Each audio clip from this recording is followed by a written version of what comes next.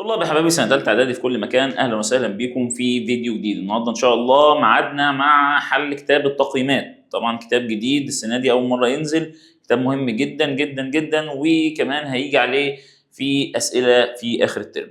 إن شاء الله ميعادنا النهارده مع حل الوحدة الأولى بالكامل. الوحدة الأولى اللي فيها 3 دروس هنحل التقييمات أو أسئلة التقييمات اللي موجودة في الوحدة دي بالكامل. وتعالى نشوف أسئلتنا النهارده ونبدأ بالسؤال الأول. السؤال الأول هنا بيقول لي أكمل العبارات الآتية: تغير موضع جسم بمرور الزمن بالنسبة لموضع جسم ثابت يعرف به الحركة. السؤال رقم 2 بيقول لي مسار الحركة في اتجاه واحد قد يكون يا إما مستقيم يا إما منحني، مسار منحني أو كلاهما. العاملان اللذان يمكن بهما وصف حركة جسم ما. يعني دلوقتي عاوز أجيب السرعة، كأن بيسألك كده عاوز أجيب السرعة. طبعا العاملين اللي بجيب بيهم السرعة اللي هما المسافة والزمن. رقم 4 بيقول لي تعرف المسافة المقطوعة خلال وحدة الزمن. ده طبعا تعريف السرعة. رقم 5 من وحدات قياس السرعة، من وحدات قياس السرعة عندك اللي هو الكيلومتر لكل ساعة أو المتر لكل ثانية. رقم 5 أو رقم 6 بيقول لي حاصل ضرب سرعة الجسم المتحرك في الزمن عين في زين كان بيديني المسافة. رقم 7 بيقول لي تزداد سرعة الجسم المتحرك كلما نقط الزمن. بين السرعة وبين الزمن علاقة عكسية. طالما السرعة هنا تزيد يبقى كلما قل الزمن، يبقى لازم الزمن يقل علشان السرعة تزيد عشان بينهم علاقة عكسية. بيقول لي هنا الجسم المتحرك الذي يقطع مسافة قدرها 300 متر في 10 ثواني. ادي يا باشا المسافة اللي هي ف، وادي يا باشا اللي هو الزمن اللي هو زين. تكون السرعة عين بيساوي ف على زين، يعني بيساوي 300 على 10 هيديني 30 متر لكل ثانية. اكتب ما تدل عليه العبارات الآتية. طبعا هنا يقصد عاوز اللي هو المصطلح المصطلح العلمي. بيقول لي هنا اول سؤال تغير موضع جسم بالنسبة لموضع جسم آخر ثابت بمرور الزمن، ده تعريف الحركة. رقم 2 الجسم الذي لا يتغير موضعه بمرور الزمن، ده اللي هو الجسم الساكن، الجسم الساكن. السؤال الثالث حاصل ضرب سرعة الجسم المتحرك في الزمن عين في زين بيديني المسافة. طبعا ان شاء الله الملزمة دي هتكون موجودة في الديسكريبشن بتاع الفيديو، طبعا اللي يحب طبعا يطبعها ويحل معايا مفيش اي مشكلة. المسافة التي يقطعها الجسم المتحرك خلال وحدة الزمن، ده تعريف السرعة. طبعا مهم قوي كتاب التقييمات ده ان انت تحله اول باول باستمرار، عشان طبعا من المتوقع هجيب منه اكيد اسئله اخر السنه. رقم 5 بيقول لي المعدل الزمني للتغير في المسافه، ده برضو التعريف الثاني اللي كان للسرعه. رقم 6 حاصل ضرب نصف مقدار سرعه الجسم المتحرك في ضعف مقدار الزمن. سيبك من كلمه نصف وسيبك برضو من كلمه ضعف. عين في زين سرعه في زمن كان بيديني ايه؟ كان بيديني المسافه. طيب تعالى لي سؤال ما معنى قولنا ان. بيدي لك جمله وانت تشرحها له. بيقول لك موضع الجسم يتغير بمرور الزمن. طالما المكان اتغير بمرور الزمن معنى كده ان الجسم في حاله حركه. يبقى اقول له طبعا ابدا بكلمتين اي ان. اي ان دي معناها يعني لما تيجي تفهم حد موضوع بتقول له يعني كذا وكذا وكذا وكذا. طبعا اي ان الجسم في حاله حركه، طالما مكانه بيتغير يبقى في حاله حركه.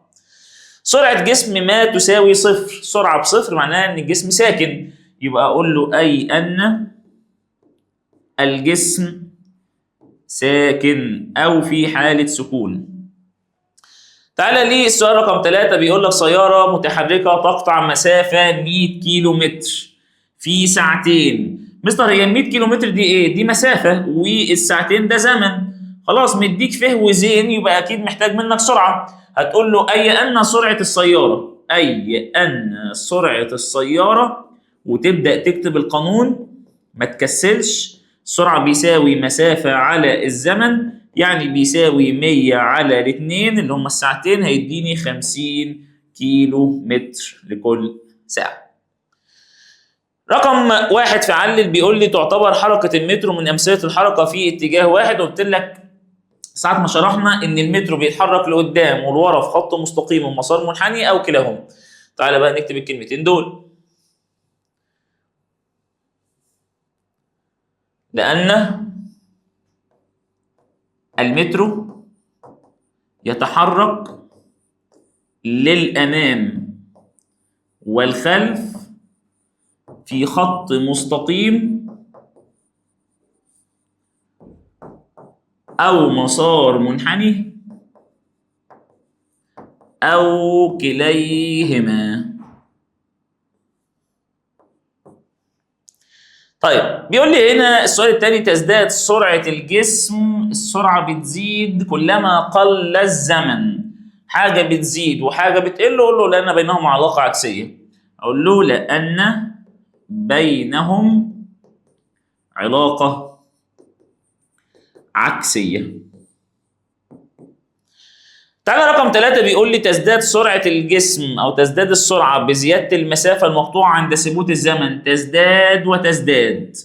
يبقى أقول له لأن بينهم علاقة طردية. طالما الاتنين بيزيدوا يبقى بينهم علاقة طردية. تعالى ليه السؤال اللي بعد كده بيقول لك ماذا يحدث في الحالات الآتية إذا قطع الجسم نفس المسافة في ضعف الزمن بالنسبة للسرعة. بص يا سيدي أقول لك طريقة حلوة لحل السؤال ده. السرعة بيساوي إيه على إيه؟ هتقول لي يا مستر بيساوي مسافة على زمن. طيب أنا هعتبر إن المسافة بتاعتي مثلا بواحد. خلاص؟ في ضعف الزمن، ضعف الزمن يعني اضرب في 2، خليها 2. بالنسبة للسرعة كده السرعة طلعت بكام؟ بنص، يبقى هنا السرعة هتقل للنص، يبقى تقل للنصف. تعال نجرب الحكاية دي تاني تحت. بيقول لك هنا ماذا يحدث إذا استغرق الجسم ضعف الزمن لقطع نصف المسافة، نصف المسافة وضعف الزمن بالنسبة للسرعة. تعالى أدي يا عم العين بيساوي ف على زين. هعتبر إن الف عندي كانت بواحد، خلاص هي زادت إيه؟ قلت للنص، يعني بدل ما هي واحد بقت نص، على ضعف الزمن يعني 2. لو أنت جيت عملتها بالآلة نص على الاتنين يديني ربع، يبقى هنا السرعة بتاعتي قلت للربع. طيب تعالى لي مسألة رقم 3، إذا قطع الجسم نفس المسافة في نصف الزمن بالنسبة للسرعة. تعال نكررها تاني. أدي يا عم عين بيساوي ف على زين. طيب نفس المسافة اللي هي يعني 1. طيب نصف الزمن اللي هو نص. لو أنت جيت عملت الكلام ده على الآلة الحاسبة هتديك 2، يبقى كده معنى كده إن السرعة زادت للضعف. 2 دي معناها ان السرعه زادت للضعف. طيب رقم 4 بيقول لي عند زياده سرعه الجسم للضعف مع ثبات الزمن بالنسبه للمسافه. السرعه والمسافه علاقه طرديه، يعني اللي هيحصل للسرعه هيحصل للمسافه. السرعه زادت للضعف يبقى المسافه هتزيد للضعف، يبقى تزداد المسافه للضعف. تعالى ليه مسائل متنوعه. تعالى المسائل طبعا بالنسبه لنا بقت سهله خلاص، تمرسنا عليها كتير قوي وخدنا عليها اسئله كتير قوي. بيقول لي هنا قطعه او قطار متحرك يقطع مسافه 50 متر في 50 ثانيه او في الثانيه الواحده. اوجد سرعته بوحده الكيلو متر لكل ساعه. طيب بص يا سيدي، هو عاوز دلوقتي السرعة بيساوي إيه؟ بيساوي ف على زين اللي هو مسافة على زمن. طب المسافة عندي بكام؟ المسافة عندي 50 على الثانية، يعني 50 على 1 يديني 50 متر لكل ثانية. طيب أنا مش عاوزها بالمتر لكل ثانية، أنا عاوزها بالكيلو متر لكل ساعة. أعمل إيه؟ مش أنت معاك دلوقتي الصغير عاوز تحول له الكبير، يبقى لازم تقسم 50 على 5 على 18، شوف هتطلع معاك بكام. نعملها بالآلة الحاسبة.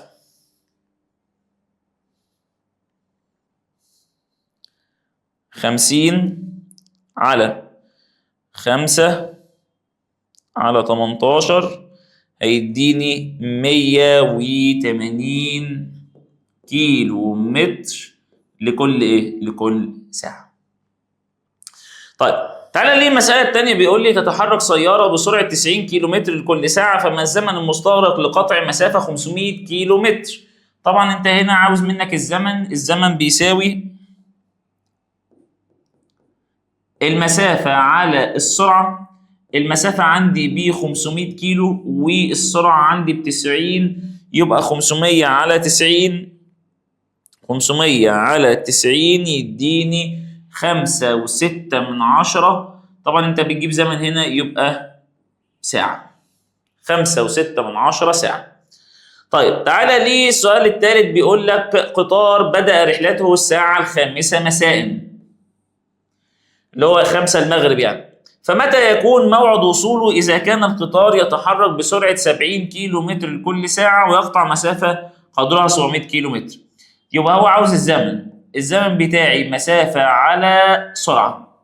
المسافة بتاعتي ب 700 والسرعة عندي ب 70، 700 على 70 يديني 10 ساعات. يبقى هو هيستهلك في السفرية بتاعته 10 ساعات. طيب هو قام الساعة كام؟ هو قام الساعة 5 المغرب.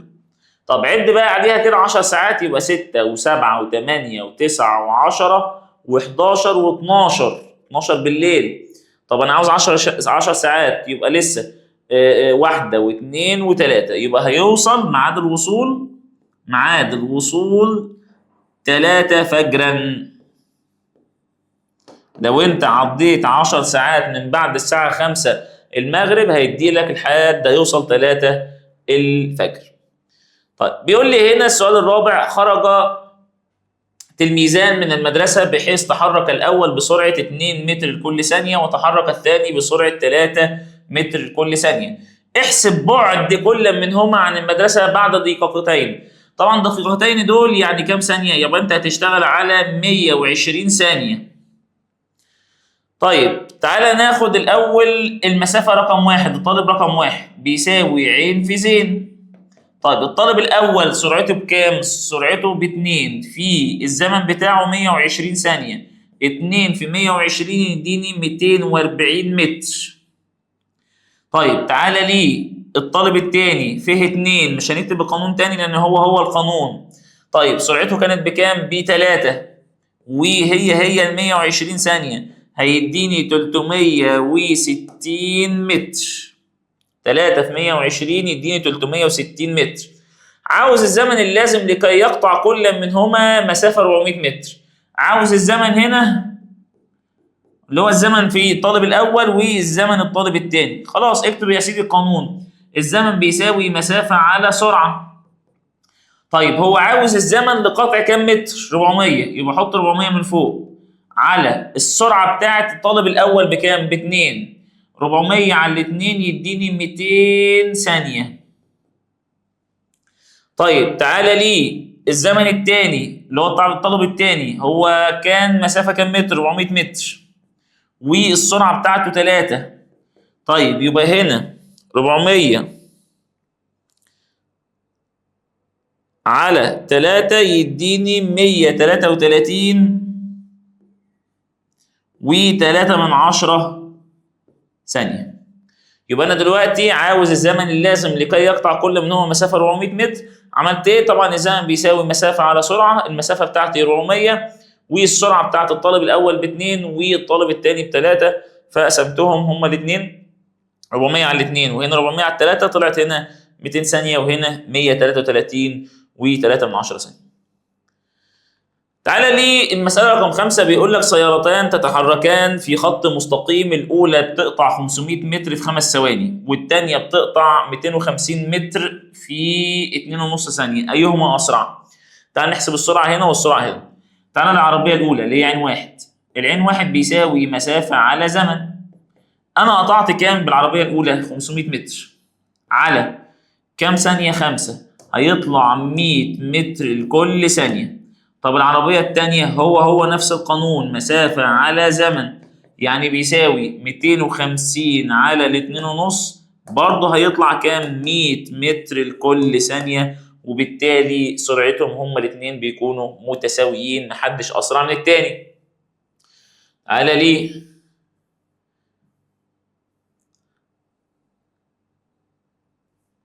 تعالى ليه سؤال علل بيقول لك ايه؟ تختلف قيمة السرعة النسبية للجسم المتحرك تبعا لاختلاف حالة المراقب. بص يا سيدي، احنا عندنا كام حالة للمراقب؟ عندنا قانون لما يكون المراقب ساكن. لما يكون المراقب ساكن السرعة النسبية بيساوي الفعلية. طيب لما يكون متحرك عكس الاتجاه يبقى النسبية بيساوي الفعلية زائد المراقب. لو في نفس الاتجاه هطرح. يبقى انت هنا السرعة النسبية ليها كام قانون؟ ليها 3 حالات أو ليها 3 قوانين. لو مراقب ساكن بقانون، لو عكس الاتجاه بقانون، لو نفس الاتجاه بقانون. يبقى أقول له لأن في حالة المراقب ساكن السرعة النسبية تساوي الفعلية، بينما إذا كان المراقب متحرك عكس الاتجاه فإن السرعة النسبية بيساوي الفعلية زائد المراقب. وإذا كان في نفس الاتجاه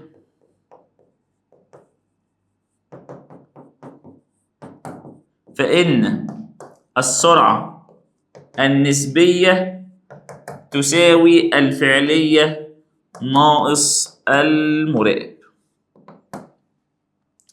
طيب بيقول لي هنا السؤال اللي بعد كده، بيقول لي لا يمكن للمراقب المتحرك أن يحدد السرعة الفعلية لجسم متحرك. بص يا سيدي، أنا دلوقتي مراقب وهفضل طبعا مراقب متحرك كده، هو خص لي بالذكر المراقب المتحرك. طبعا هنا يا اما هتحرك عكس الجسم يا اما هتحرك في نفس اتجاه الجسم.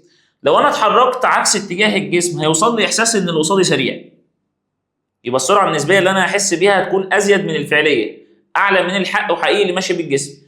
لو انا ماشي في نفس الاتجاه هحس ان السرعه بتاعت العربيه اللي قصادي بتكون اقل مني. اقول له لان السرعه النسبيه تكون اقل من السرعة الفعلية أو أكبر منها متوقفا على حالة المراقب أو اتجاه المراقب. خلينا اتجاه المراقب.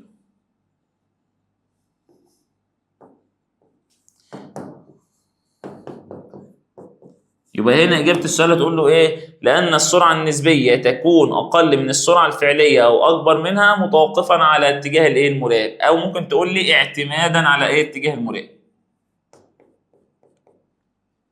طيب متى يحدث الآتي؟ يتساوى مقدار سرعة الجسم مع مقدار المسافة. مش إن دلوقتي السرعة بيساوي ف على زين؟ أنا بقى بقول لك دلوقتي إمتى السرعة تساوي المسافة؟ عين يساوي ف لما اللي يكون اللي تحت الف بواحد، لما يكون الزمن بواحد، يبقى عندما يكون الزمن يساوي الوحدة. طبعا الوحدة هنا يقصد بها يا إما ساعة يا إما دقيقة يا إما ثانية. طيب تعالى ليه السؤال الثاني، بيقول لك تختلف قيمة السرعة المتوسطة لجسم متحرك مع قيمة سرعته في أي لحظة. إمتى السرعة المتوسطة اللي أنت هتمشي بيها غير السرعة أي لحظة؟ سرعة لا تساوي سرعة، يبقى السرعة بتاعتك غير منتظمة. عندما يتحرك الجسم بسرعة غير منتظمة. طيب رقم 3، تكون السرعة النسبية أكبر من السرعة الفعلية. إمتى السرعة اللي أنت هتشعر بيها هتكون أكبر من الحق وحقيقي اللي بيمشي بيها الجسم لما أمشي عكس الاتجاه؟ يبقى عندما يتحرك المراقب عكس اتجاه الجسم. طبعا عكس الاتجاه يبقى أنا هجمع دلوقتي السرعة الفعلية زائد المراقب، فبالتالي ناتج الجمع هيكون ناتج كبير. طيب ما المقصود بكل من؟ السرعة المتوسطة لسيارة بتساوي 70 كيلو متر لكل ساعة. طبعا ده عامل زي سؤال ما معنى قولنا أن. يبقى أقول له أي أن. بص يا سيدي، مش أنت بتقول لي إن السرعة بتاعتي 70 كيلو متر في الساعة، معنى كده إنه مشي قد إيه؟ 70 وخد قد إيه؟ ساعة. بس أنت هتفصصها له كده. أقول له أي أن، طبعا دي سرعة متوسطة ليها علاقة بالمسافة الكلية. أي أن المسافة الكلية المقطوعة والتي يقطعها السيارة خلال الساعة، يعني في الساعة، تساوي 70 كيلو متر. طيب سيارة تتحرك بسرعة منتظمة مقدارها 80 كيلو متر لكل ساعة. هو مشي قد إيه؟ 80 وخد قد إيه؟ ساعة. فصصها له كده. أقول له أي أن المسافة المقطوعة كل ساعة تساوي 80 كيلو متر، أو مقدار المسافة المقطوعة 80 كيلو متر كل ساعة. طيب السرعة النسبية لسيارة ما بالنسبة لمراقب متحرك تساوي صفر. السرعة النسبية إمتى كانت صفر؟ السرعة النسبية كانت صفر إمتى؟ لما يكون المراقب متحرك في نفس اتجاه الجسم وبنفس السرعة. يبقى أقول له أي أن المراقب يتحرك في نفس اتجاه الجسم وبنفس السرعة. طيب اكتب ما تدل عليه العبارات الآتية اللي هو المصطلح العلمي: السرعة التي يتحرك بها الجسم عندما يقطع مسافات متساوية في فترات زمنية متساوية. طبعا الاثنين متساويين، يبقى ديت السرعة المنتظمة. تعالى لي المسائل. بيقول لك هنا يقطع إسلام بدراجته 120 متر في الدقيقة الأولى، ماشي، و60 متر خلال الدقيقة الثانية. احسب السرعة المتوسطة في الدقيقة الأولى. طيب السرعة المتوسطة بيساوي إيه؟ المسافة الكلية على الزمن الكلي. هو عاوز السرعة المتوسطة خلال الدقيقة الأولى، يبقى هو قطع 120 متر بس في الدقيقة الأولى، مالكش دعوة بالثانية، هو ما سألكش على الثانية. طيب بعد كده بيقول لك في الدقيقة الثانية خد 60 بس. طب في الدقيقتين هتجمع كله. تعال، يبقى أنا أول حاجة أكتب القانون: السرعة المتوسطة بيساوي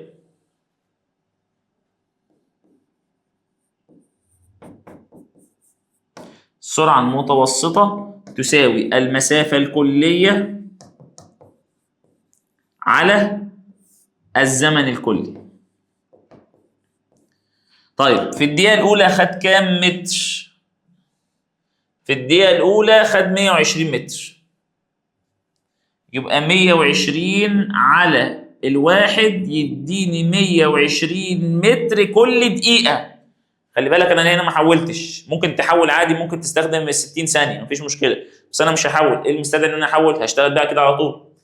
طيب في الدقيقة الثانية، خد 60 متر، وخدهم برضه في دقيقة. 60 على الواحد فيها 60 متر كل دقيقة.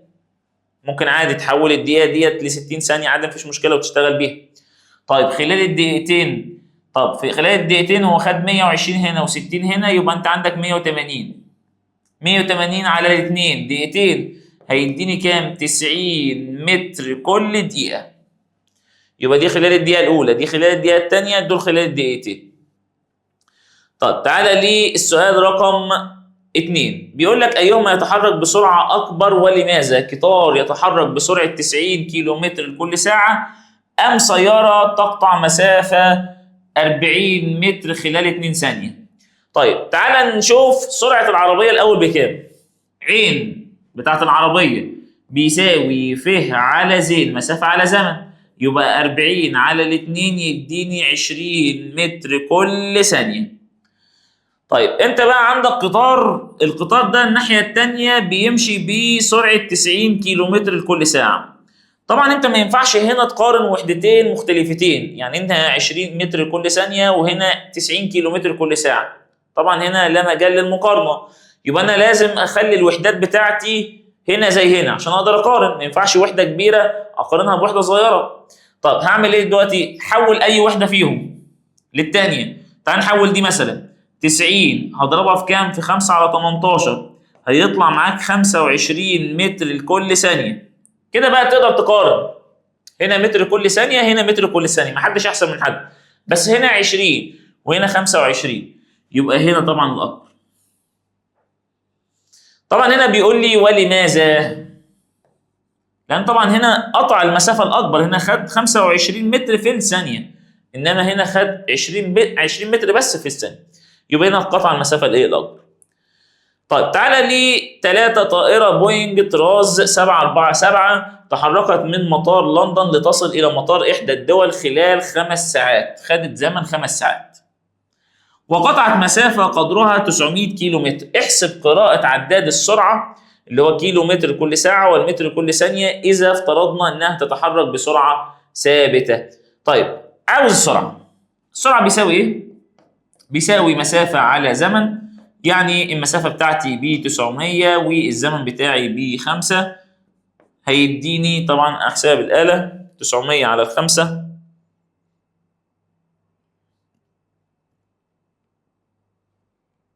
هيدينا 180 كيلو متر لكل ساعه.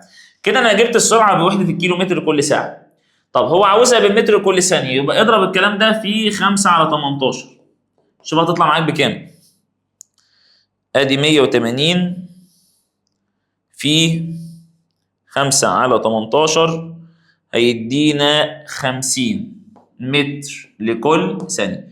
يبقى انا جبتها بوحدتين، كيلو متر كل ساعه والمتر كل ثانيه زي ما هو عاوز.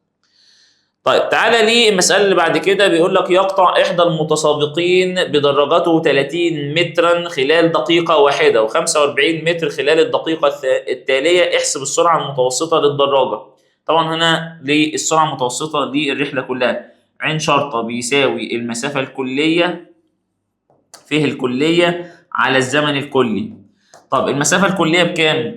30 و45 يبقى يديني 75 متر على خد كام دقيقة؟ خد دقيقة هنا ودقيقة هنا يعني دقيقتين. 75 على الدقيقتين 75 على الاتنين يديني 37 ونص. 37 ونص متر لكل دقيقة عشان انت استخدمت تحت دقيقتين. على فكرة ممكن تستخدم 120 ثانية عادي مفيش مشكلة، بس أنا مش هحولها، أنا إيه اللي يخليني أحولها؟ طيب تعالى لي احسب سرعة السيارة التي تقطع مسافة 300 متر في 15 ثانية، مديني مسافة وزمن. تعويض مباشر، السرعة بيساوي مسافة على زمن، يعني بيساوي 300 على ال 15 هيدينا 300 على ال 15 يدينا 20 متر كل ثانية. رقم 6 بيقول لك قطع هذه المسافة بين منزله والمدرسة بدراجته بسرعة 3 متر كل ثانية في 12 دقيقة. ما المسافة بين مدرسته ومنزله؟ طبعا بص كده، عندي السرعة هنا ب 3 متر كل ثانية وعندي هنا 12 دقيقة مش هينفعوا مع بعض. يبقى أنا لازم أحول 12 دقيقة دول أحولهم بالثواني، يبقى الزمن بيساوي 12 هتضرب الكلام ده في 60 عشان أنت عاوز تحول من الدقايق للثواني.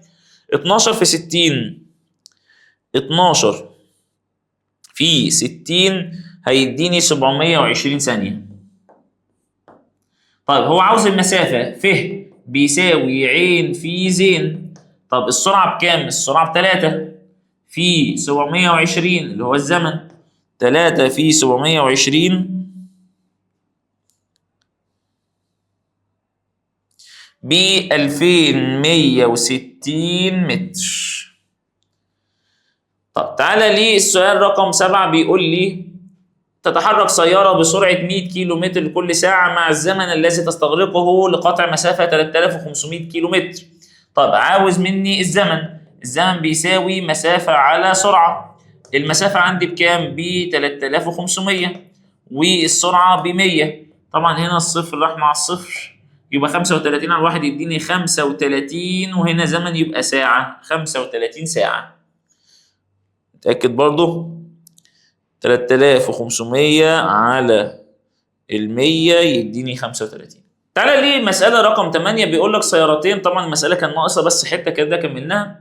سيارتين تتحركان من نفس نقطة البداية، الأولى تتحرك بسرعة 60 كم كل ساعة، والثانية تتحرك ب 80 كم كل ساعة. احسب الفرق بين زمن وصول السيارتين لموضع النهاية والذي يبعد مسافة 120 كم عن نقطة البداية. طيب تعال نشوف الزمن اللي هو العربية الأولى وزمن العربية الثانية ونطرح إيه؟ ونطرحهم من بعض عشان نجيب الفرق. الزمن بيساوي إيه؟ الزمن بيساوي المسافة على السرعة.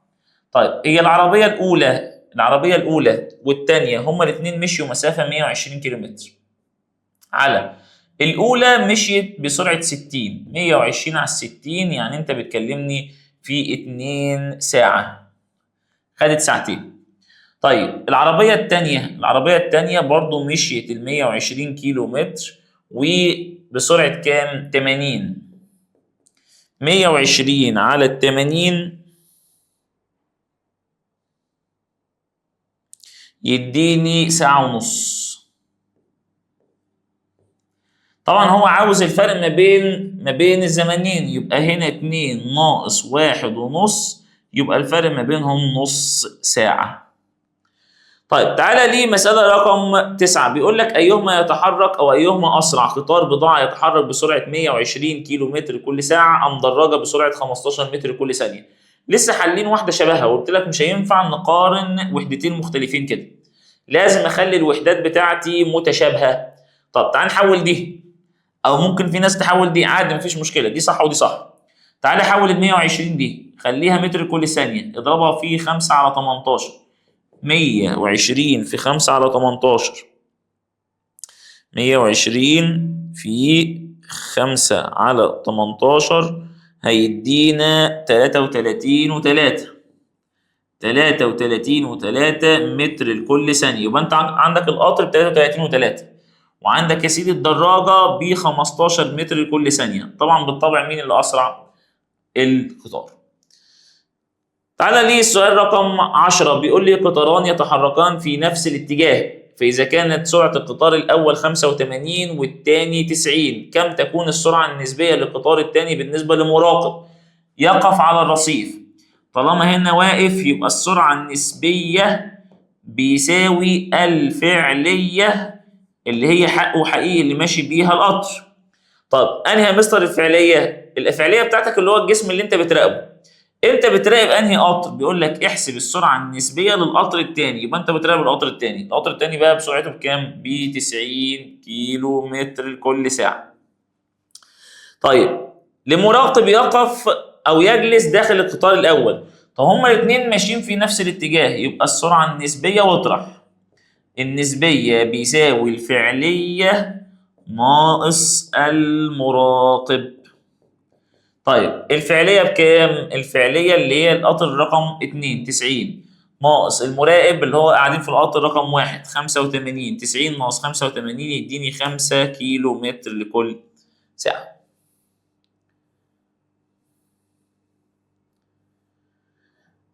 أكمل العبارات الآتية بيقول لي ناتج قسمة المسافة الكلية التي يقطعها الجسم المتحرك على الزمن الكلي المستغرق لقطع هذه المسافة، دي بنسميها السرعة المتوسطة.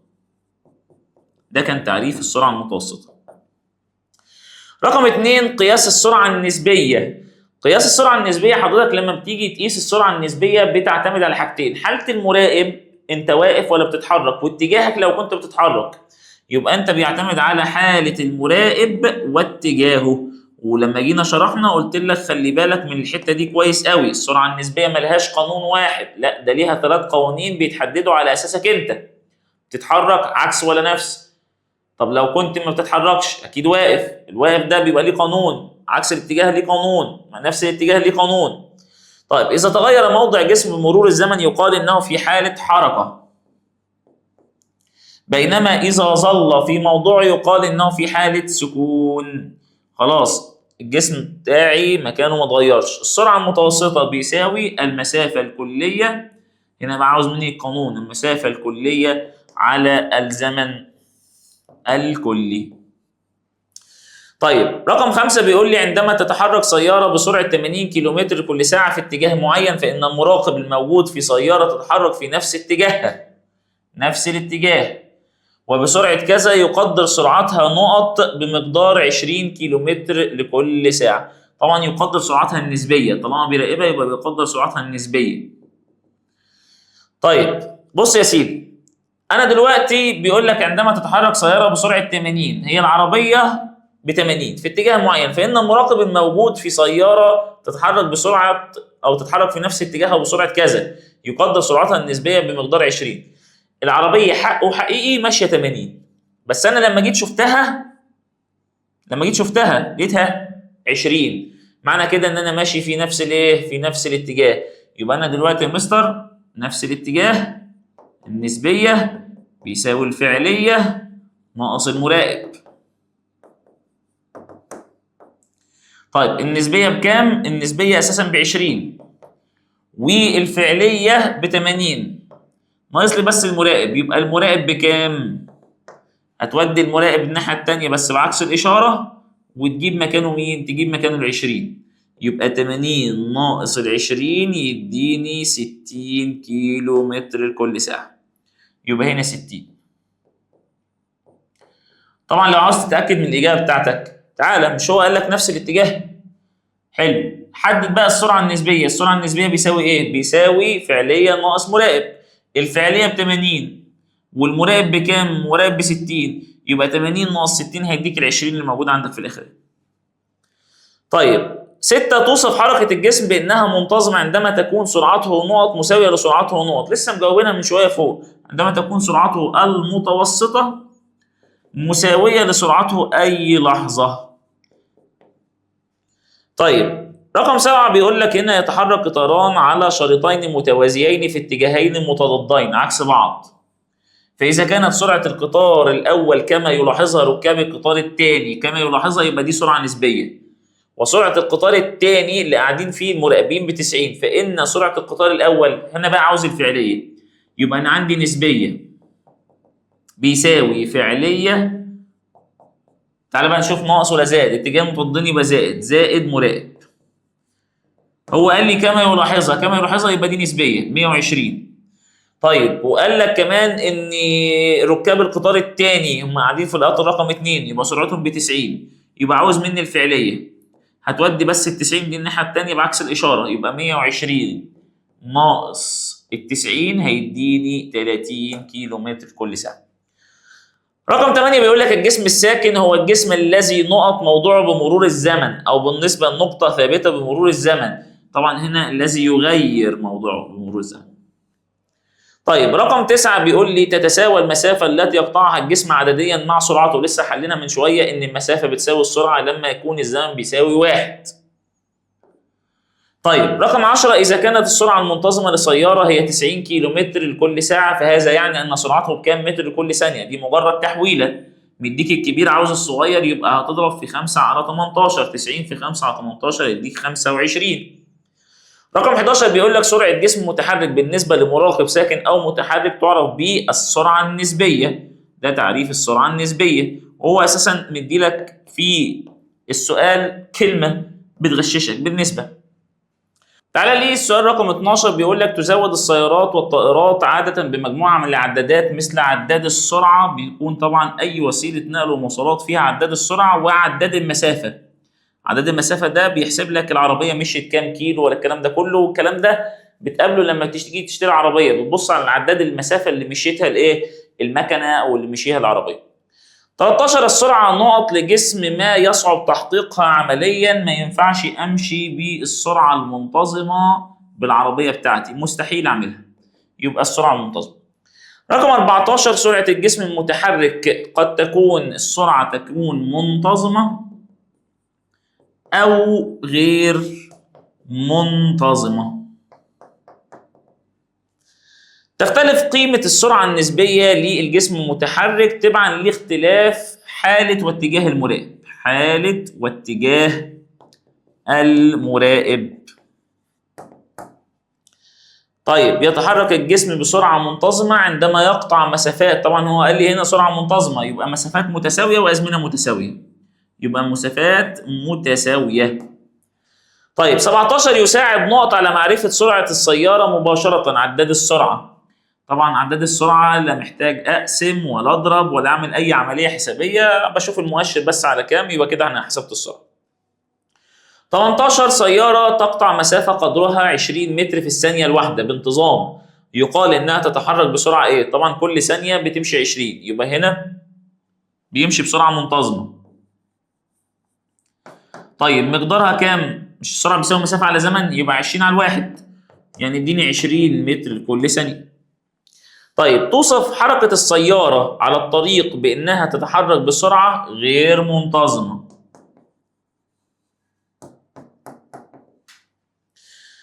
رقم 20 إذا كان المراقب يتحرك عكس اتجاه الجسم المتحرك، السرعة نقط أكبر من السرعة نقط. طبعا هنا السرعة النسبية هتكون أكبر من السرعة الفعلية. يعني أنا لو ماشي عكس الاتجاه هيلاحظ أو هيوصل لي إحساس إن السرعة بتاعت العربية اللي قصادي اللي براقبها بتكون كبيرة. طيب رقم 21 إذا تحرك الجسمان في اتجاه واحد بنفس السرعة فإن كل منهما يبدو للآخر وكأنه ساكن. ليه بقى؟ ماشيين نفس الاتجاه نفس السرعة، يبقى السرعة النسبية اللي هشعر بيها كأنها صفر أو بتساوي صفر، وصفر ده معناها كأنه ساكن. تعالى ليه السؤال رقم 22 بيقول لي إذا كان اتجاه المراقب في نفس اتجاه الجسم، كده ماشي نفس الاتجاه، فإن تكون السرعة نقط أكبر من السرعة نقط. مش أنت دلوقتي لما بتيجي تكتب القانون بتكتب إن السرعة النسبية بيساوي الفعلية ناقص المراقب؟ حلو. لو جيت سألتك سؤال بقى، مين بقى اللي السرعة تطلع أكبر، النسبية ولا الفعلية؟ هتقول لي لا يا مستر الفعلية أكبر من النسبية، لأن النسبية بنقص منها أو بنقصها، يبقى هنا الفعلية هي اللي هتطلع كبيرة عن مين؟ عن النسبية. يبقى هنا تاني لما أجي أمشي نفس الاتجاه الفعلية هي اللي هتبقى كبيرة، لاني انا لما باجي احسب النسبيه بطرح الفعليه ناقص الايه؟ المراقب. خلاص، يعني بنقص من الفعليه حته. طب ما المقصود بكل من جسم يتحرك في خط مستقيم بحيث يقطع مسافه 20 مترا كل ثانيه؟ طبعا هنا مديني هنا المسافه ومديني هنا الزمن، وبيقول لي ان كل ثانيه بيتعدى عليك بتمشي 20 متر، ده معناه بيمشي بسرعه منتظمه مقدارها كام؟ ب 20. يبقى اقول له أي أن السيارة أو الجسم يتحرك بسرعة منتظمة مقدارها 20 على الواحد بيساوي 20 متر كل ثانية. سرعة جسم ما تساوي صفر، أي أن الجسم ساكن، أي أن الجسم ساكن. رقم 3 بيقول لي سيارة متحركة تقطع 100 كيلو متر في ساعتين، طبعا دي مسافة ودي زمن هيحتاج سرعة، أقول له أي أن سرعة الجسم تساوي 100 على الاتنين يديني 50 كيلو متر كل ساعة. رقم 4 بيقول لي جسم يقطع مسافة 60 مترا خلال 4 ثواني، نفس الفكرة مديني مسافة وزمن عاوز مني سرعة، أي أن سرعة الجسم، واكتب طبعا القانون مسافة على زمن يعني بيساوي 60 على الأربعة هيديني 15 متر كل ثانية. طيب سيارة متحركة بسرعة منتظمة مقدارها 20 كيلو متر في الساعة، يعني معنى كده مشي 20 وخد ساعة، أي أن المسافة التي تقطعها أو يقطعها السيارة كل ساعة تساوي 20 كيلو متر. طيب المسافة التي يقطعها جسم متحرك تتغير بمقدار 10 أمتار كل ثانيتين، برضه هنا مديني مسافة وزمن أقول له السرعة، أي أن سرعة الجسم تساوي 10 على الاتنين بتساوي 5 متر كل ثانية. موضع الجسم يتغير بمرور الزمن، ده معناه ان الجسم متحرك، اي ان الجسم في حالة حركة. اكتب ما تدل عليه العبارات، يعني اكتب المصطلح العلمي. بيقول لي السرعة التي يتحرك بها الجسم عندما يقطع مسافات متساوية في فترات زمنية متساوية، ده اللي هي السرعة المنتظمة. رقم 2، المسافة الكلية التي يقطعها الجسم المتحرك مقسومة على الزمن الكلي المستغرق لقطع هذه المسافة، دي السرعة المتوسطة. السرعة المتوسطة. رقم 3 بيقول لي سرعة جسم متحرك بالنسبة لمراقب ساكن أو متحرك، السرعة النسبية. رقم 4، تغير موضع جسم بمرور الزمن بالنسبة لموضع ثابت، ده تعريف الحركة. رقم 5، السرعة التي يتحرك بها الجسم عندما يقطع مسافات متساوية في أزمنة غير متساوية أو يقطع مسافات غير متساوية في أزمنة متساوية، دي اللي هي السرعة الغير منتظمة. 6، جهاز يساعد على معرفة سرعة السيارة مباشرة، ده عداد السرعة. 7، الحركة التي تكون فيها السرعة المتوسطة للجسم تساوي سرعته المنتظمة، يعني سرعة تساوي سرعة، دي اللي هي الحركة المنتظمة.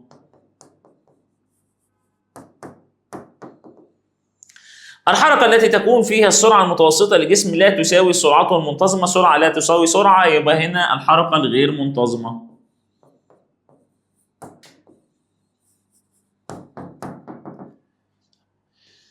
تعالى لي تقييمات وأداء منزلي بتاع الدرس الثاني. بيقول لك هنا علل لما يأتي الجسم الذي تكون حركته معجلة لا يمكن أن يتحرك بسرعة منتظمة. طبعا هنا حركة معجلة لأن سرعته تتغير بمرور الزمن، حركة معجلة يعني حركة بتتغير فيها السرعة، يبقى كده ما ينفعش أمشي بسرعة منتظمة. أقول له لأن سرعته تتغير بمرور الزمن، وما ينفعش سرعة بتتغير ترد عليا تقول لي سرعة منتظمة. 2، يمكن تحديد نوع العجلة التي تتحرك بها جسم بمعلومية سرعته النهائية وسرعته الابتدائية. أقول له ليه بقى؟ لأن في حالة عين 2 اللي هي النهائية أكبر من عين 1، العين النهائية يعني عين النهائية آخر سرعة وصلت ليها كانت عالية، معنى كده إن سرعتي زادت، يبقى العجلة موجبة، لأن في حالة عين 2 أكبر من عين 1 تكون العجلة موجبة. طب لو العكس، أما في حالة عين 1 أكبر من عين 2، يعني آخر سرعة وصلت ليها كانت صغيرة، معنى كده إن بدايتي كانت كبيرة بس سرعتي قلت، يبقى كده العجلة بتكون سالبة، تكون العجلة سالبة. الجسم الذي يتحرك بسرعة منتظمة عجلة حركته تساوي صفر. مش أنا دلوقتي بقول لك إن السرعة بتاعتك منتظمة؟ قول له لأن السرعة لا تتغير بمرور الزمن، لأن السرعة لا تتغير بمرور الزمن. اكتب ما تدل عليه العبارات اللي هو المصطلح العلمي، الحركة التي تتغير فيها سرعة الجسم المتحرك بمرور الزمن. وخلي بالك من المثال ده أو التعريف ده عشان بيتنسي، ده اللي هو الحركة المعجلة. الحركة المعجلة. طيب مقدار التغير في سرعة الجسم المتحرك بمرور الزمن، مقدار التغير في سرعة الجسم معناه الرقم اللي هيتغيره السرعة، ده العجلة. رقم 3، العجلة التي يتحرك بها الجسم عندما تتغير سرعته بمقادير متساوية في أزمنة متساوية. طب ده اسمها العجلة المنتظمة. 4، العجلة التي تتحرك بها الجسم عندما تزداد سرعته بمقادير متساوية في أزمنة متساوية، سرعة بتزيد، يبقى عجلة منتظمة موجبة. عجلة منتظمة موجبة. العجلة التي يتحرك بها الجسم عندما تكون سرعته الابتدائية أقل من سرعته النهائية. معنى بيقول لك الابتدائية أقل من النهائية، معنى كده النهائية كبيرة، يبقى سرعتي زادت، يبقى دي عجلة موجبة. عجلة منتظمة موجبة. طيب 6 العجلة التي يتحرك بها الجسم عندما تقل سرعته بمقادير متساوية في أزمنة متساوية. السرعة بتقل يعني سرعتها عمالة بتنزل، يبقى ديت عجلة منتظمة سالبة. تعالى السؤال رقم 7 بيقول لك العجلة التي يتحرك بها الجسم عندما تكون سرعته النهائية أقل من سرعته الابتدائية. بيقول لك السرعة النهائية قليلة، يعني أنا بدايتي كبيرة ونهايتي صغيرة. ده معناته إيه؟ إن السرعة بتاعتي عمالة تنزل لتحت وتقل. يبقى هنا العجلة بتاعتي عجلة منتظمة سالبة. طيب متى تكون العجلة موجبة؟ امتى العجلة تكون موجبة؟ هي عجلة موجبة دي معناها ايه؟ السرعة بتزيد، يبقى عندما تتزايد السرعة، أو ممكن تقول لي عندما تكون عين 2 اللي هي السرعة النهائية أكبر من عين 1. دي صح ودي صح. طب تعالى للعجلة السالبة. العجلة السالبة معناها السرعة بتقل، يبقى عندما تتناقص سرعة الجسم. ماشي، أو ممكن تقول لي عندما تكون عين 2 أقل من عين 1، أو عين 1 أكبر من عين 2. دي صح ودي صح. طيب بعد كده بيقول لي ما معنى قولنا أن جسم يتحرك بعجلة منتظمة سالبة مقدارها 2 متر كل ثانية تربيع. هبدأ بكلمتين أي أن. وعجلة دي معناها سرعة بتتغير، وسالبة ايه نوع التغيير؟ يعني السرعة بتاعتي بتقل. يبقى أي أن سرعة الجسم تتناقص. تعال بقى نشوف بمقدار كام. بمقدار 2 متر كل ثانية كل ثانية. مستر هو أنت ليه فكيت ثانية تربيع دي؟ ما كنت كتبتها ثانية وخلاص، عشان أنت بادئ كلامك بسرعة. طبعا بديت الكلام بسرعة يبقى لازم وحدة قياس السرعة. طيب بيقول لي رقم 2 السرعة الابتدائية لجسم متحرك أكبر من سرعته النهائية. بدايتي هي الكبيرة، نهايتي صغيرة، معنى كده السرعة بتاعتي قلت، يبقى أنا ماشي بعجلة منتظمة سالبة. يبقى أقول له أي أن الجسم يتحرك بعجلة منتظمة سالبة. طيب 3 السرعة النهائية لجسم متحرك أكبر من السرعة الابتدائية. خلاص حفظنا السرعة النهائية كبيرة، يبقى معنى كده سرعتي بتزيد. أي أن الجسم يتحرك بعجلة موجبة. المعدل الزمني للتغير في السرعة لجسم يساوي 10 متر كل ثانية تربيع. ده معناته إيه؟ طب ما ده تعريف العجلة. أقول له أي أن العجلة بتساوي، أي أن العجلة تساوي 10 متر كل ثانية تربيع. جسم يتحرك بعجلة تساوي صفر. عجلة تساوي صفر دي مش معناها جسم ساكن، لا. عجلة تساوي صفر دي معناها إن السرعة بتاعتي منتظمة. أي أن الجسم يتحرك بعجلة أو يتحرك بسرعة منتظمة. تعالى ليه السؤال رقم 6 جسم يتحرك بعجلة منتظمة موجبة مقدارها 3 متر كل ثانية تربيع. طب عجلة معناها سرعة تتغير، موجبة ايه نوع التغيير؟ هتزيد. يبقى اقول له أي أن سرعة الجسم تتزايد بمقدار 3 متر كل ثانية كل ثانية. مسائل متنوعة. بدأ جسم حركته من السكون. سكون دي معناها إن عين 1 بيساوي صفر. اقرأ وطلع المعطيات بتاعتك. حتى وصلت سرعته ل 15، دي عين 2. خلال 3 ثواني، ده الزمن ماشي، التي يتحرك بها الجسم. يبقى عاوز هنا كمان مني إيه؟ عاوز مني العجلة. ناقص بس كده احسب العجلة اللي تتحرك بها الجسم. عاوز العجلة. طيب العجلة اللي هي ج. ج بيساوي عين 2 ناقص عين 1 على الزمن. طب عين 2 بقى بكام؟ عين 2 دي ب 15، وعين 1 بكام؟ بصفر، وعندي الزمن بكام؟ ب3. 15 على 3 5 متر كل ثانية تربيع. طيب رقم 2 بيقول لي سيارة سباق بدأت رحلتها أو حركتها من السكون، يبقى دي عين 1. حتى وصلت سرعتها إلى 90 كيلومتر لكل ساعة، دي عين 2. خلال 20 ثانية. طبعا أنا لما جيت قريت 20 ثانية عرفت إن في عندي هنا تحويلة وش كده. احسب العجلة اللي اتحركت بها السيارة مع ذكر نوعها. طيب تعالى لي، مش هو عاوز العجلة، بس قبل ما أجيب العجلة لازم أحول عين 2 دي. عين 2 دي 90 كيلومتر كل ساعة مش نافعة معايا، لازم أضربها في 5 على 18 عشان أبدأ أحولها 25 متر كل ثانية. طيب الجيم اللي هي العجلة بيساوي عين 2 ناقص عين 1 على الزمن. طب عين 2 بكام؟ عين 2 خلاص تحويلتها 25 ناقص عين 1 بصفر، وعندك يا سيدي 20 ثانية، يبقى عندك هنا 25 على 20. نحسبها بالآلة. 25 على 20 يديني 1.25 متر كل ثانية تربيع. طبعا هنا نوع العجلة بتاعتي ايه؟ نوع العجلة بتاعتي موجبة. طيب 3 بيقول لي اتوبيس يتحرك في خط مستقيم تغيرت سرعته من 6 ل 12.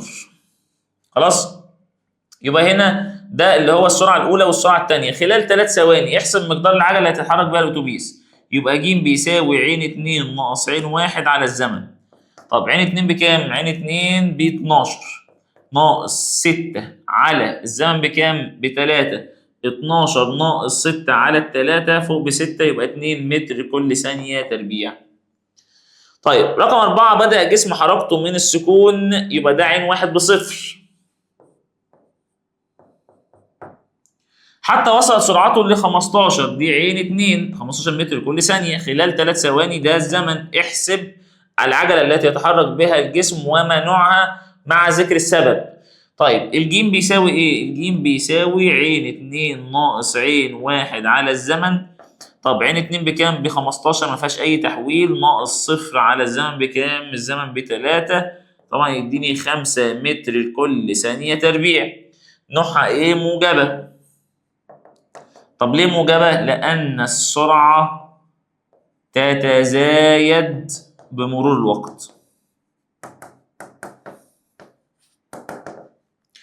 طيب رقم 5 بيقول لي سيارة سباق بدأت حركتها من السكون، يبقى عين 1 بصفر. حتى وصلت سرعتها ل 90 كيلومتر كل ساعة خلال 20 ثانية. احسب العجلة التي تحركت بها السيارة مع ذكر نوعها. لسه حلنا من شوية فوق، لازم احول ال 90 بتاعتي. يبقى عين 2 بتساوي 90 في 5 على 18 هتديني 25 متر لكل ثانية. طيب الجيم بيساوي ايه؟ عين 2 ناقص عين 1 على الزمن. عين 2 ب 25 لسه محولها، وعين 1 اللي هي السكون بصفر، وادي 20 ثانية هتطلع 1.25 متر كل ثانية تربيع. طبعا نوعها هنا موجبة.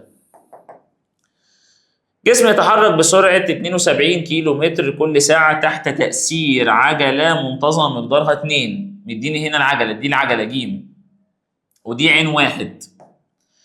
احسب الزمن المستغرق لتصبح سرعته 50 متر كل ثانية.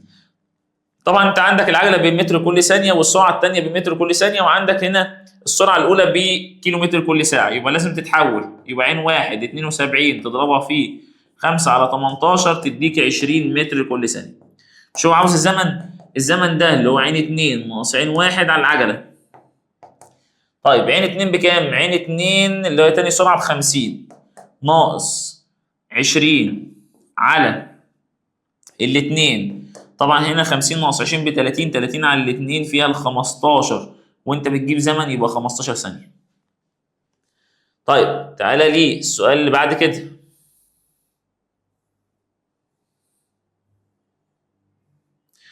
تحركت سيارة بسرعة 20 متر كل ثانية، دي السرعة الأولى، وعندما استخدم السائق الفرامل توقفت، يبقى السرعة الثانية بتساوي صفر. هنا بقى العجلة بتطلع بالسالب عشان وقفت في الآخر. بعد دقيقتين، دقيقتين يعني 120 ثانية. احسب مقدار العجلة اللي اتحركت بها السيارة. يبقى عين 2 ناقص عين 1 على الزمن. عين 2 بكام؟ بصفر، ناقص الواحد بكام؟ ب20، والزمن عندي ب120، هيطلع معايا بسالب سدس متر كل ثانية تربيع. طبعا دي عجلة سالبة.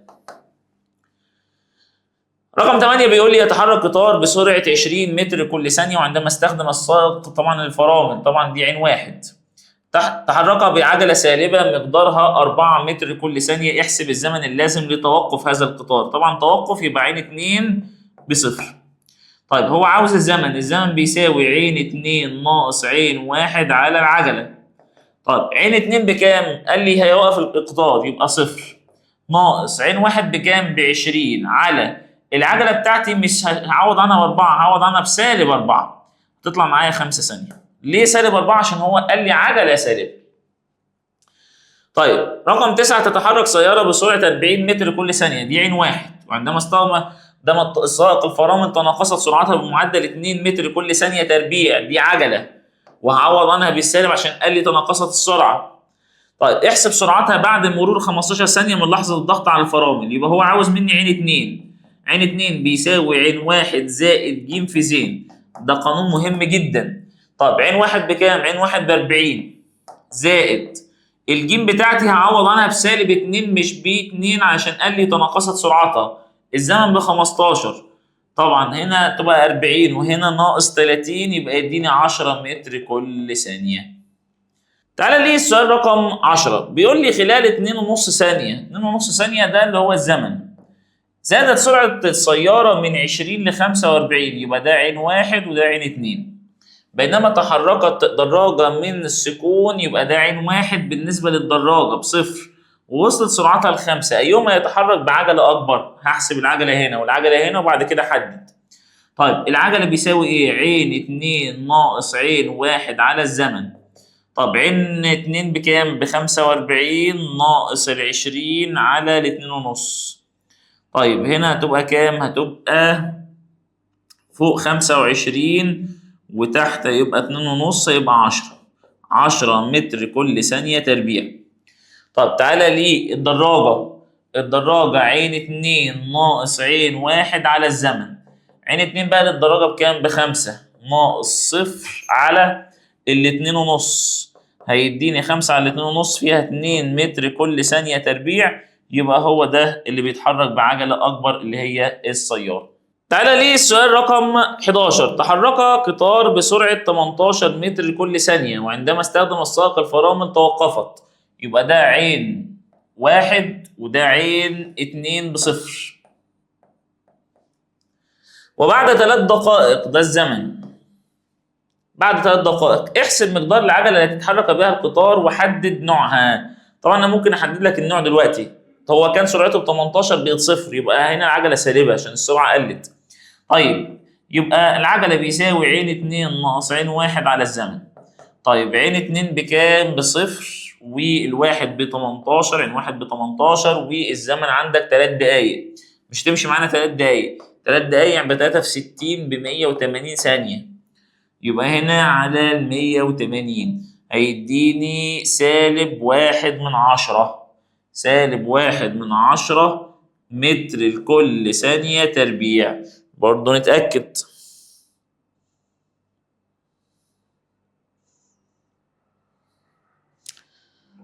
تمنتاشر أو سالب 18 على 180 يديني سالب 1/10. طبعا هنا عجلة سالبة. رقم 12 بيقول لي تحركت سيارة بسرعة منتظمة في قطعة مسافة 80 متر خلال 4 ثواني ثم ضغط قائدها على الفرامل فاستغرقت 4 ثواني أخرى حتى توقفت تماما. اوجد قيمة العجلة خلال ال 80 متر الأولى. طيب 80 متر العجلة بيساوي عين 2 ناقص عين 1 على إيه؟ الزمن. طب الزمن موجود. الزمن موجود اللي هو 4 ثواني وعين 1 مش موجودة. هجيبها مستر ازاي؟ عين 1 بيساوي المسافة على الزمن.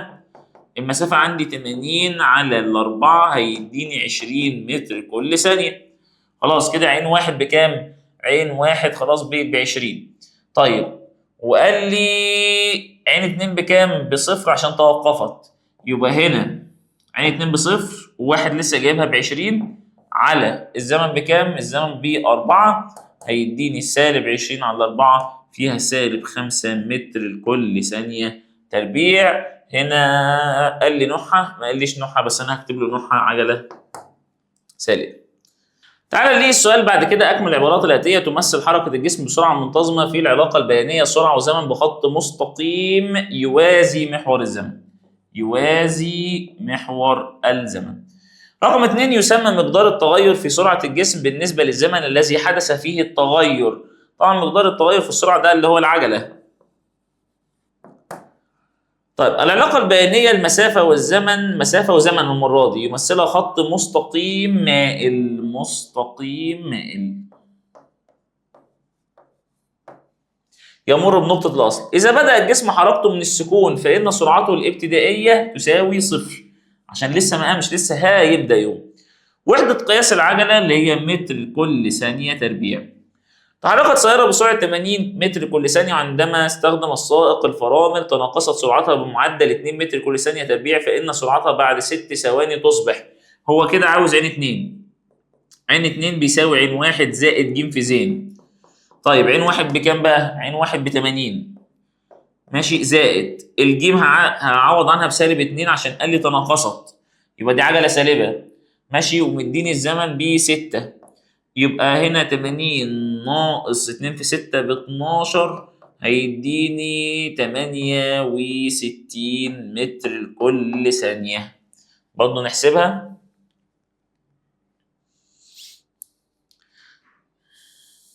تمانين ناقص 12 هيديني 68. عندما يتحرك الجسم بسرعة نقط فإنه يتحرك بنقط مقدارها صفر، يبقى بسرعة منتظمة. ولما بمشي بسرعة منتظمة مين اللي كان بيساوي صفر؟ العجلة. يبقى هنا عجلة بيساوي صفر.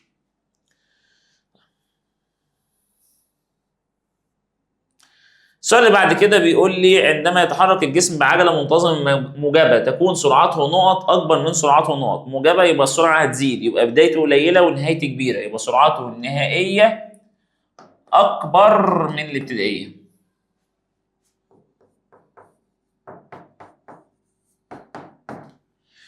المعدل الزمني للتغير في المسافة يسمى السرعة، ده كان تعريف السرعة. بينما المعدل الزمني للتغير في السرعة، معدل الزمني للتغير في السرعة ده كان العجلة. رقم 10 عندما يبدأ الجسم حركته من السكون فإن سرعته الابتدائية تساوي صفر، ويتحرك بعجلة منتظمة طبعا موجبة. طبعا ليه موجبة؟ كتير قوي بيغلط قوي في السؤال ده، أنا لسه هطلع أكيد سرعتها هتزيد يعني. رقم 11 يتحرك الجسم بعجلة سالبة تكون سرعته الابتدائية هي اللي أكبر، لأن طبعا عجلة سالبة معناها إن السرعة بتاعتي عمالة بتقل، يبقى أنا بدايتي كانت فوق ونهايتي تحت، يعني نهايته قليلة، يبقى السرعة الابتدائية هي الكبيرة. الشكل البياني الذي يعبر عن العجلة المنتظمة لجسم متحرك يمثل فيه المحور الرأسي نقط والمحور الأفقي نقط. بص كده لما كنا بنيجي نرسم العجلة، المحور الرأسي ده السرعة، والمحور الأفقي بيمثل الزمن. كنا بنرسمها كده، الرأسي فيه عين والأفق فيه زين. طيب 13 العجلة المنتظمة قد تكون موجبة أو سالبة. 14 يتحرك الجسم بعجلة منتظمة عندما تتغير نقط بمقادير متساوية في أزمنة نقط. يتحرك الجسم بعجلة منتظمة عندما تتغير سرعته بمقادير متساوية في أزمنة متساوية. رقم 15 تكون العجلة موجبة إذا كانت نقط أكبر من نقط. طبعا هنا إذا كانت عين 2 اللي هي السرعة النهائية أكبر من عين 1 عشان السرعة بتاعتي بتزيد وتقاس بوحدة متر لكل ثانية تربيع. رقم 16 عندما يتحرك الجسم بعجلة سالبة تكون سرعته نقط هي الكبيرة. خلاص حفظناها، السرعة الابتدائية اللي هي عين 1 أكبر من سرعته النهائية اللي هي عين 2. الجسم الذي يتحرك بسرعة ثابتة تكون عجلته بتساوي صفر.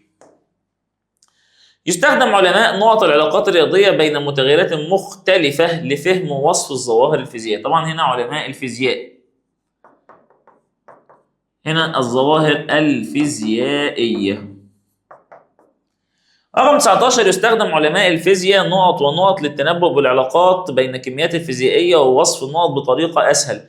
طبعا هنا بيستخدم علماء الفيزياء الوسائل الرياضية والجداول للتنبؤ بالعلاقات بين الكميات الفيزيائية ووصف الظواهر الفيزيائية بطريقة أسهل.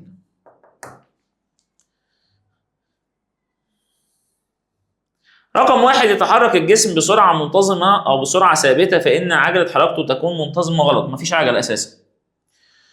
وحدة قياس العجلة هي المتر لكل ثانية، المفروض فيه تربيع، يبقى ده غلط. العلاقة البيانية عين وزين، سرعة وزمن، لجسم يتحرك بعجلة منتظمة موجبة تمثل بخط مستقيم يوازي محور الزمن. لا غلط، ده كان خط طالع لفوق. إذا بدأ الجسم حركته من السكون فإن سرعته الابتدائية تساوي صفر. صح. 5 عندما يتحرك الجسم بعجلة تساوي صفر هذا يعني أن سرعة الجسم متغيرة. لا، طالما السرعة متغيرة يبقى في عجلة. إذا بدأ الجسم حركته من السكون وبلغت سرعته 20 متر كل ثانية خلال 10 ثواني أو 10 ثانية فإنه يتحرك بعجلة موجبة مقدارها 4. تاني، إذا بدأ الجسم حركته من السكون وبلغت سرعته 20 متر كل ثانية خلال 10 ثواني فإنه يتحرك بعجلة موجبة مقدارها 4. تعال نحسب العجلة. دلوقتي هنا اتحرك من السكون يبقى عين 1 بصفر وعين 2 ب20 والزمن ب10، يبقى هنا 20 ناقص صفر على 10 المفروض يديني 2 متر كل ثانية تربيع مش 4، يبقى الكلام ده غلط. طيب صوب ما تحته خط. العجلة هي المعدل الزمني للتغير في المسافة. لا، في السرعة. طيب رقم 2 الجسم الذي يبدأ حركته من السكون يتحرك بسرعة منتظمة. لا، بعجلة موجبة. لسه هيبدأ حركته يبقى عجلة موجبة. الجسم الذي تكون سرعته النهائية أكبر من السرعة الابتدائية يبقى كده السرعة بتزيد يتحرك بعجلة سالبة. لا، عجلة موجبة.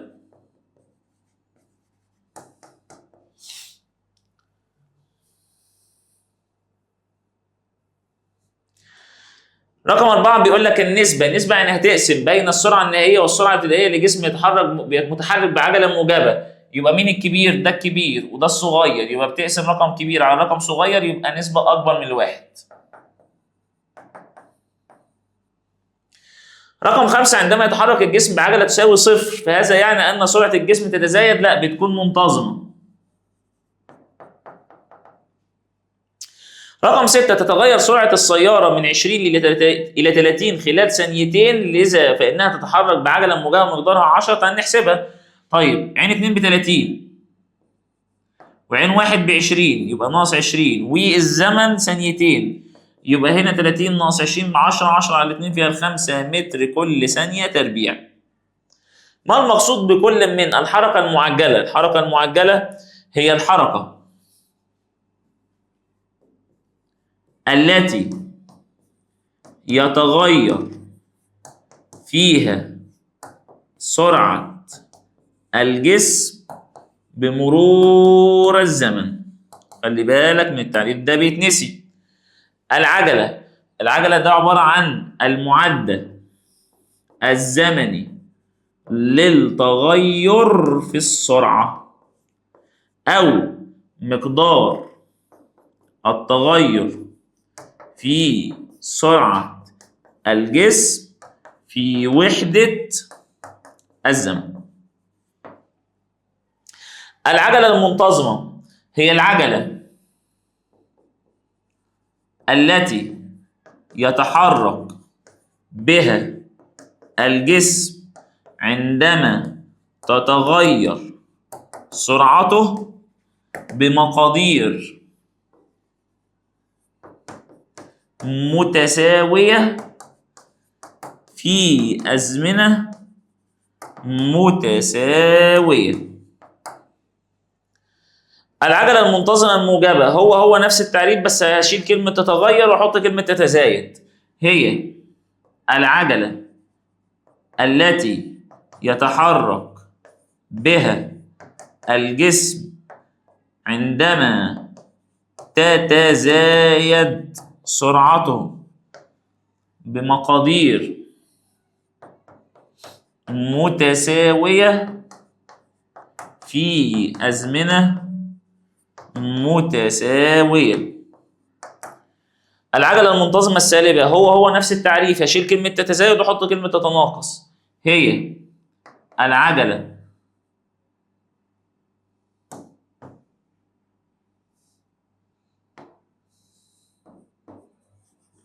التي يتحرك بها الجسم عندما تتناقص سرعته بمقادير متساوية في أزمنة متساوية.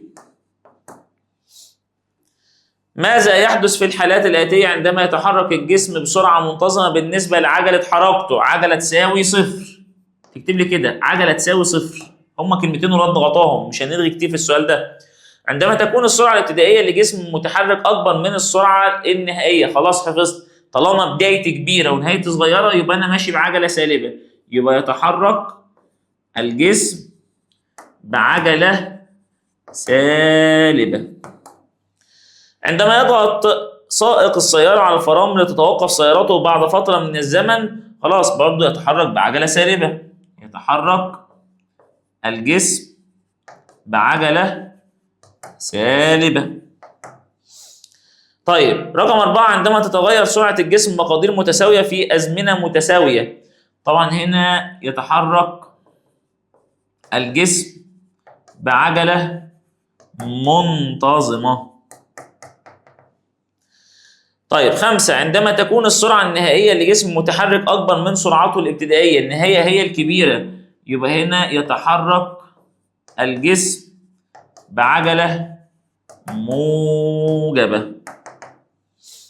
طيب متى تكون القيم التالية مساوية للصفر؟ السرعة الابتدائية لجسم بيساوي صفر إمتى؟ عندما يتحرك الجسم من السكون.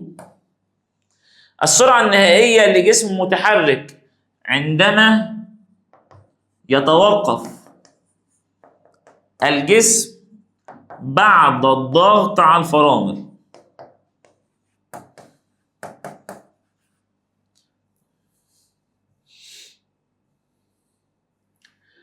تعالى لي رقم 3، العجلة يتحرك بها جسم ما. امتى العجلة تساوي صفر؟ عندما يتحرك الجسم بسرعة منتظمة. طيب تعالى لي السؤال بقى، أول تقييمات بتاعة الدرس الثالث، وده آخر درس عندنا في الوحدة. بيقول لك علل اختلاف السرعة القياسية عن السرعة المتجهة لجسم متحرك. ليه السرعة القياسية بتختلف عن السرعة المتجهة؟ لأن السرعة القياسية كمية قياسية تحتاج لتحديدها معرفة مقدارها فقط، بينما السرعة المتجهة كمية متجهة تحتاج إلى معرفة مقدارها واتجاهها. طيب رقم 2، السرعة المتجهة من الكميات المتجهة لأنها تحتاج لتحديدها، لأن يلزم لتحديدها معرفة مقدارها واتجاهها.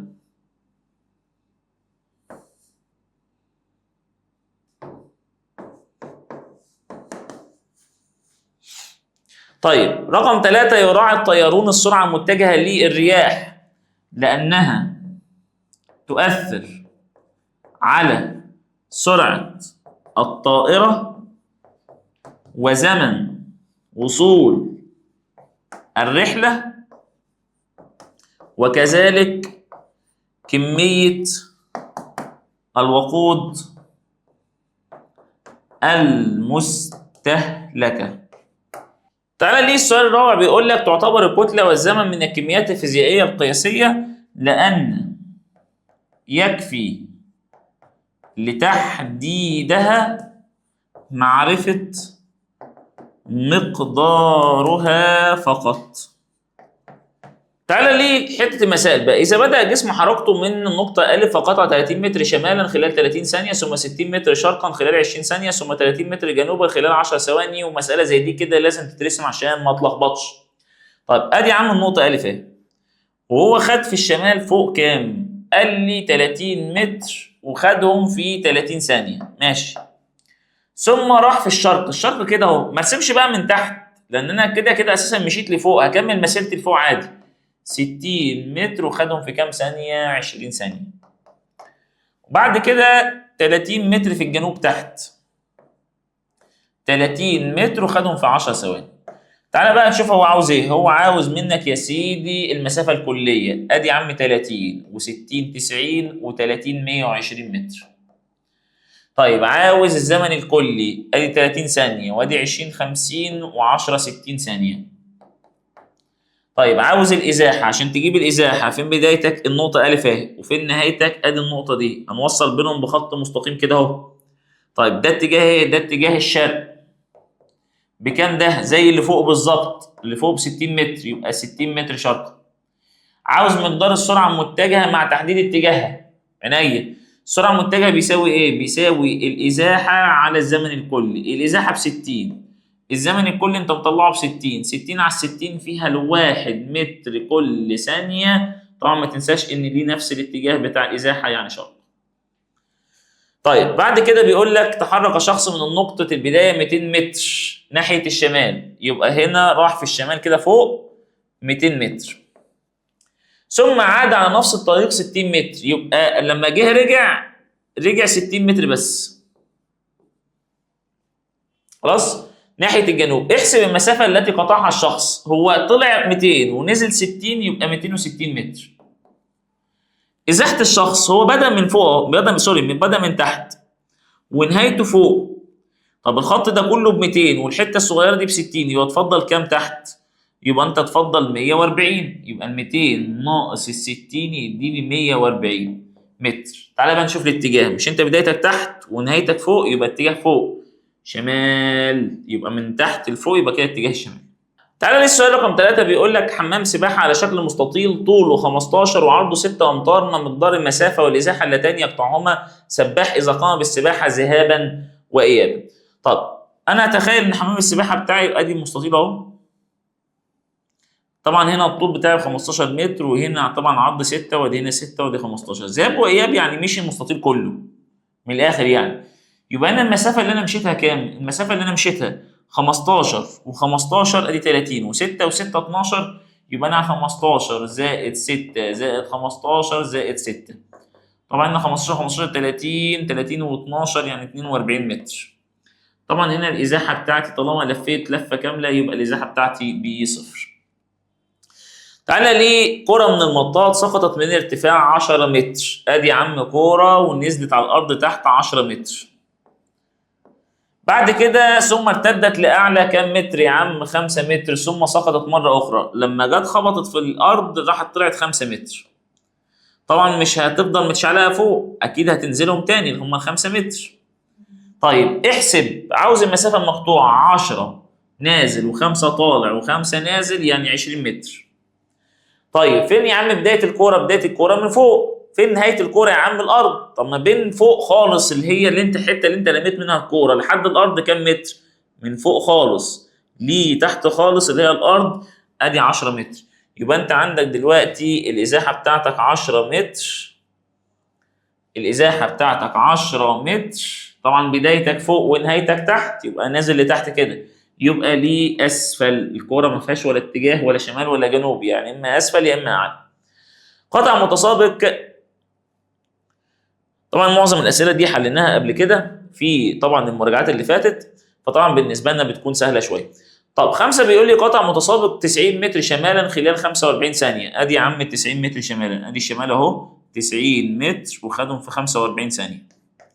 طيب ثم 180 متر شرقا، ادي يا عم الشرق اهي، وادي 180 متر خلال 60 ثانيه.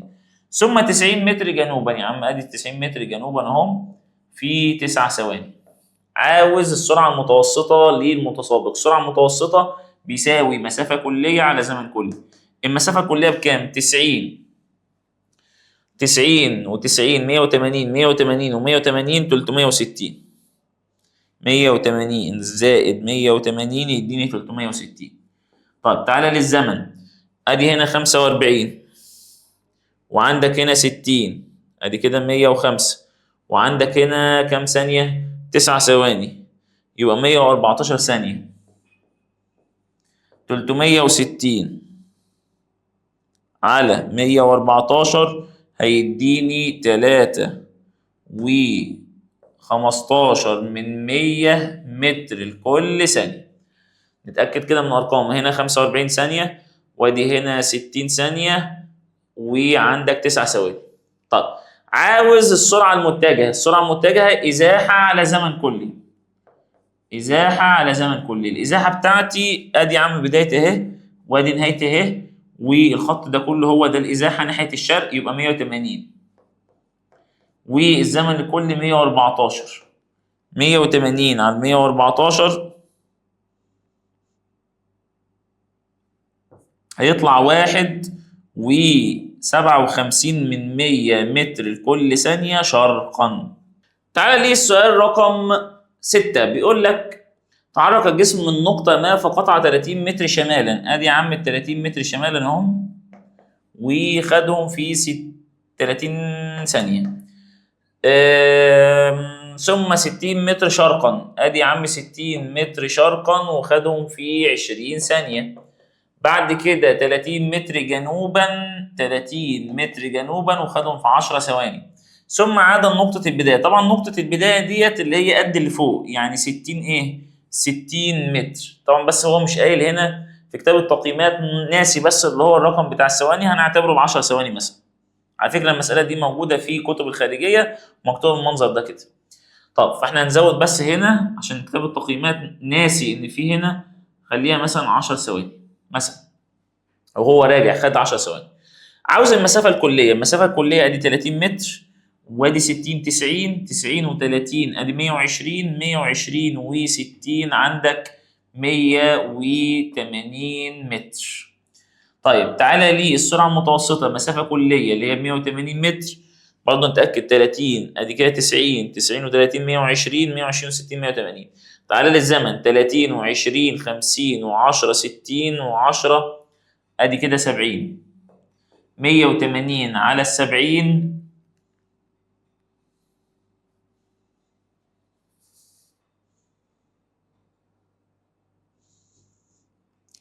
180 على 70 يدينا 2.6 متر لكل ثانية.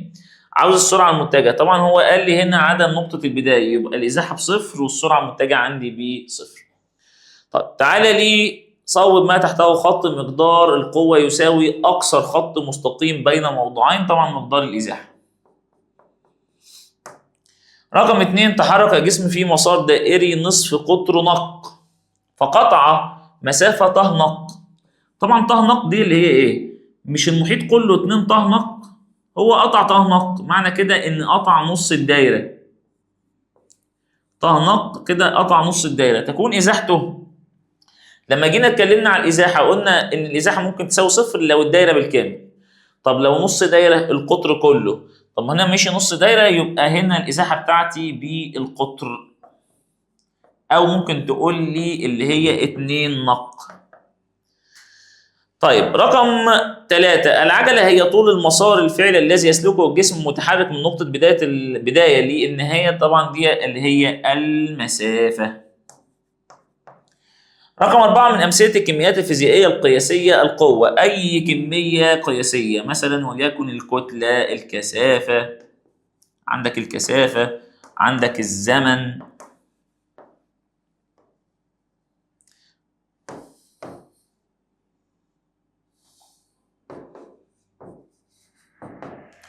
طيب تعالى لي رقم 5 يميز الإزاحة خاصيتين هما المقدار والاتجاه. رقم 6 الإزاحة التي يحدثها الجسم خلال وحدة الزمن تساوي أو تسمى السرعة المتجهة.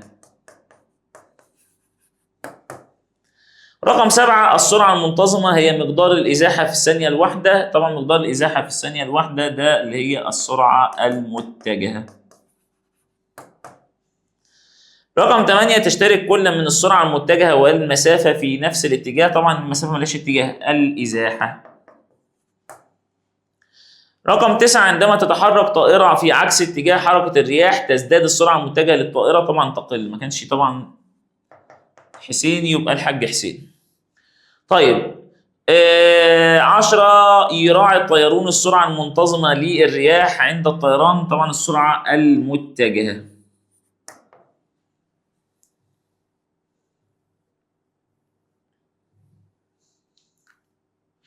أجمل العبارات الآتية تنقسم الكميات الفيزيائية إلى كميات قياسية ومتجهة. الكمية التي يلزم لتحديدها تحديدا تاما معرفة مقدارها واتجاهها دي اللي هي الكمية المتجهة أو الكمية القياسية الكمية الفيزيائية المتجهة. طيب من أمثلة الكميات الفيزيائية القياسية عندك الزمن وعندك الكتلة والكثافة.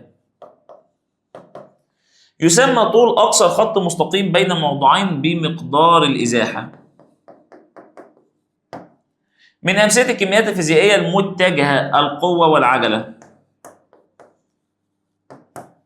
وممكن الإزاحة. تعتبر الإزاحة من الكميات الفيزيائية المتجهة وتقاس بوحدة المتر. تعتبر الكتلة من الكميات الفيزيائية القياسية بينما القوة من الكميات المتجهة. المسافة المقطوعة في اتجاه ثابت من موضع البداية إلى موضع النهاية تسمى، طبعا مسافة وليها اتجاه ده بنسميه الإزاحة.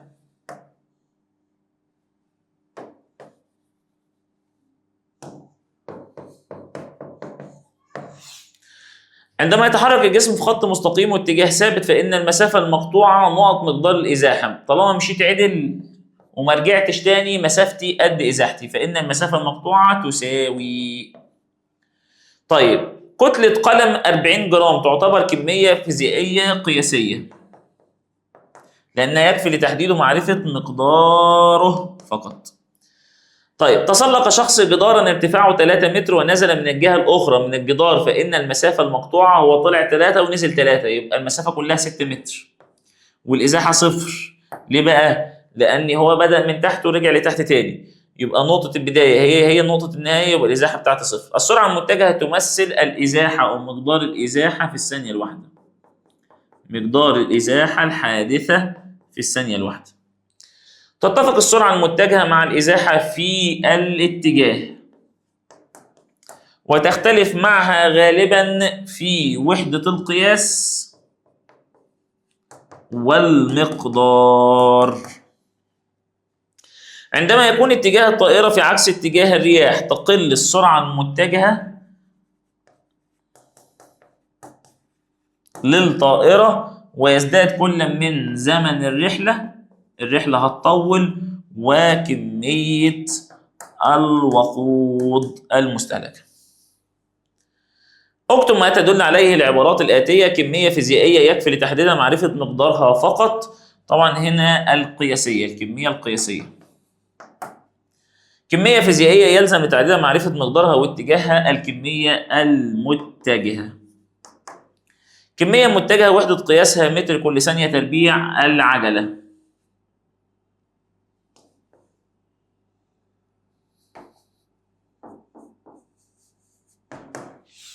المسافة المقطوعة في خط مستقيم وفي اتجاه ثابت مسافة وليها اتجاه ده الإزاحة.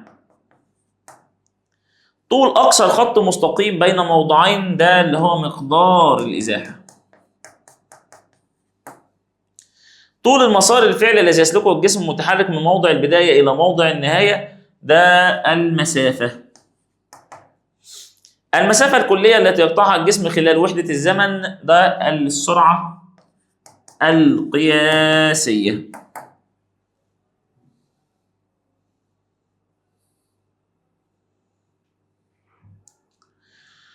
المعدل الزمني للتغير في الإزاحة ده السرعة المتجهة. مقدار الإزاحة الحادثة خلال وحدة الزمن السرعة المتجهة. أسرع الحيوانات البرية الفهد أو الشيتا.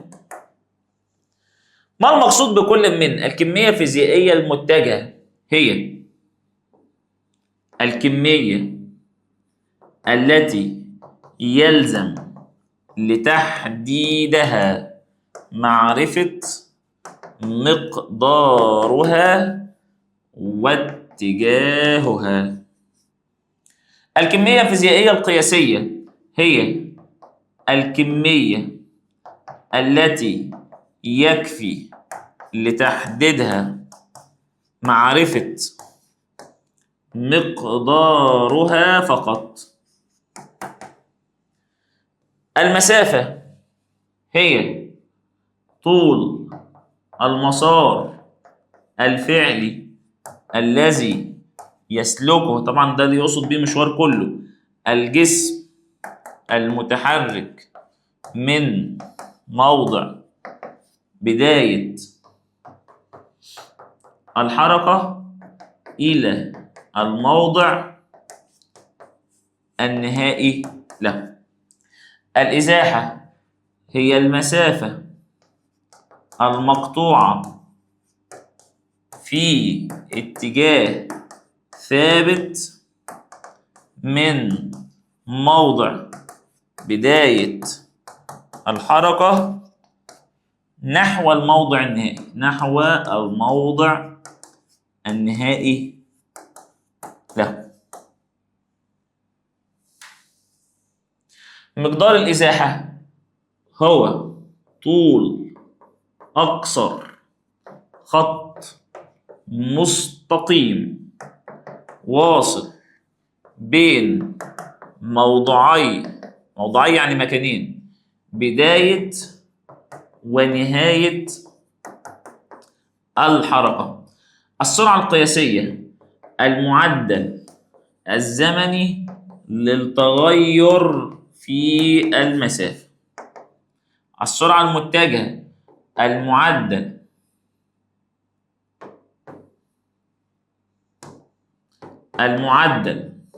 الزمني للتغير في الإزاحة.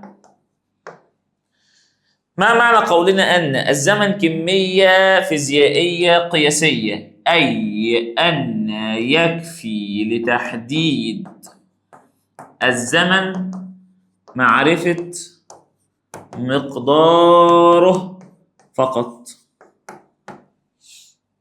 طيب، إزاحة جسم تساوي 50 متر شرقا، أي أن المسافة المقطوعة في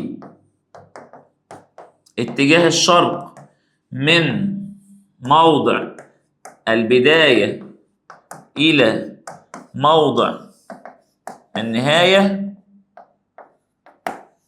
يساوي 50 متر. طول أقصر خط مستقيم بين موضعي حركة جسم يساوي 5 أمتار. ده طبعا تعريف مين؟ مقدار الإزاحة، أي أن مقدار الإزاحة يساوي 5 متر.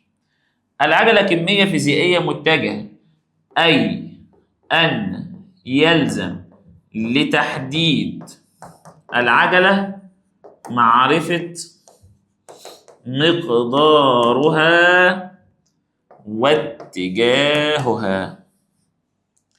المسافة التي يقطعها جسم ما في اتجاه الشرق تساوي 30 متر. طبعا هنا مسافة وليها اتجاه، يبقى ده الإزاحة، أي أن الإزاحة أو إزاحة الجسم هتساوي 30 متر شرقا.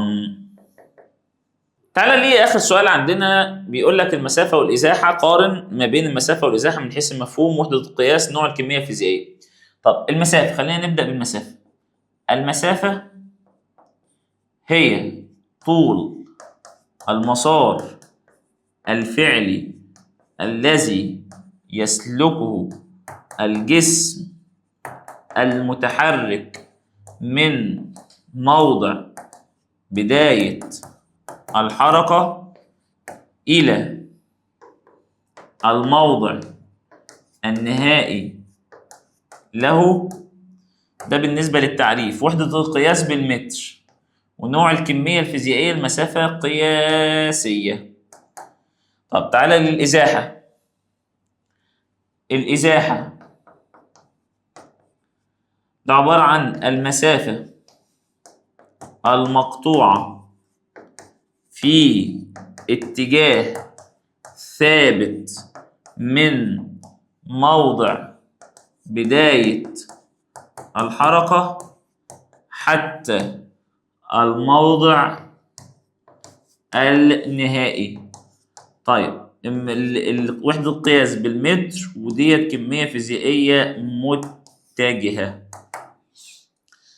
طيب الكتلة والقوة من حيث نوع الكمية الفيزيائية. الكتلة قياسية، وحدة القياس بالكيلوغرام. طيب القوة متجهة، وحدة القياس بتاعتك بالنيوتن.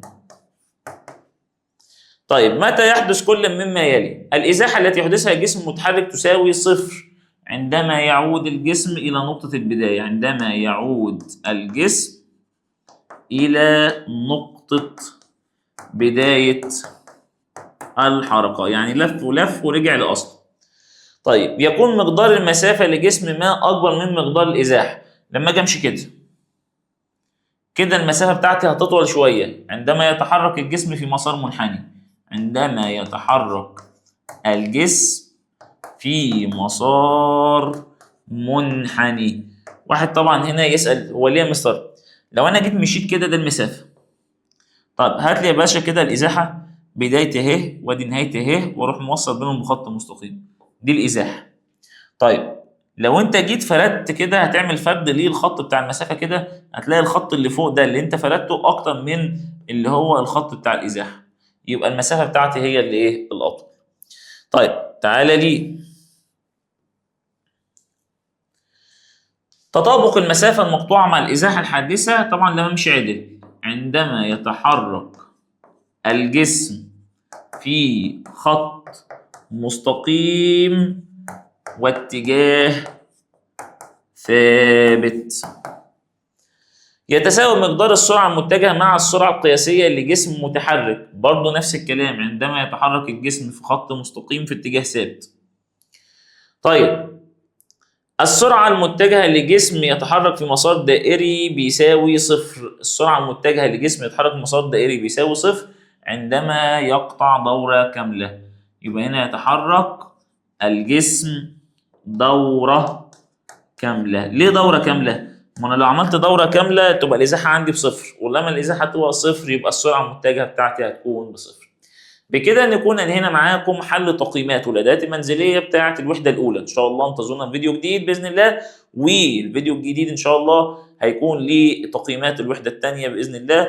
اشوف وشكم بخير، واتمنى اكون افدنا حضراتكم. ما تنساش طول ما انت مع مينا انت اكيد في امين. اشوفكم بخير، دمتم سعداء وموفقين. سلام.